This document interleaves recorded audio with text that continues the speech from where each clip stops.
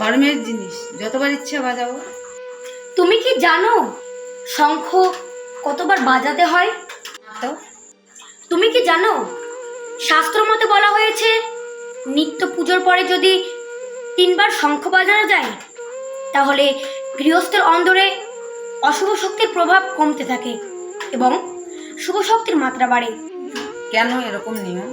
জেনে নাও, এর পিছনে রয়েছে অদ্ভুত কারণ। সেই কারণে আস্থা ও বিশ্বাস রেখেই 3বার বাজানো হয় শঙ্খ। তুমি আমাকে বলো কি কারণ? শাস্ত্রে বলা হয় যে বাড়িতে 3বার শঙ্খ বাজানো উচিত। 3বারের বেশি শঙ্খ বাজানো উচিত নয়, কারণ তাতে অশুভ শক্তির প্রবেশ ঘটে। এই 3বার শঙ্খ বাজানোর পিছনে রয়েছে গভীর কারণ। সনাতন ধর্মের শঙ্খ ভগবান বিষ্ণুর প্রতীক। শাস্ত্রে বলা হয় যে 3বার শঙ্খ বাজালে ব্রহ্মা, বিষ্ণু ও মহেশ্বর এই 3 দেবতার সঙ্গে সমস্ত দেবদেবীরা আমন্ত্রিত হন। কিন্তু 3বারের বেশি শঙ্খ বাজালে দেবের সঙ্গে দানব বা অসুরকে নিমন্ত্রণ পাঠানো হয়। সমুদ্র মন্থনের সময় অসুররা 4বার শঙ্খ বাজিয়ে বলি অসুরকে নিমন্ত্রণ পাঠিয়ে জাগ্রত করেছিল।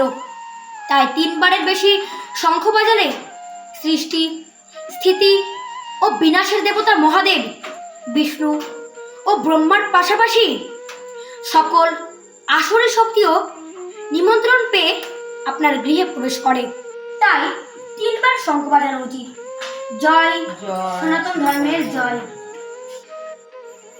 আমার ভিডিও যদি আপনাদের ভালো লেগে থাকে তাহলে অবশ্যই লাইক, সাবস্ক্রাইব, কমেন্ট ও শেয়ার করবেন, যাতে আমি পরবর্তী ভিডিওগুলিতে সনাতন ধর্মীয় চেতনার কাহিনীগুলি আপনাদের সামনে তুলে ধরতে পারি।